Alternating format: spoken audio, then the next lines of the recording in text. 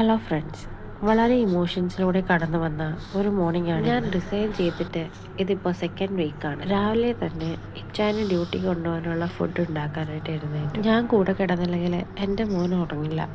ഞാൻ എഴുന്നേറ്റ എത്ര വലിയ ഉറക്കത്തിലാണെങ്കിലും അവനും എൻ്റെ കൂടെ ചാടി. പിന്നെ എങ്ങനെയൊക്കെയോ ഇച്ചാനെ ഏൽപ്പിച്ച് എല്ലാം സെറ്റ് ചെയ്ത് ഞാനും റെഡിയായി, അവനെ റെഡിയാക്കി.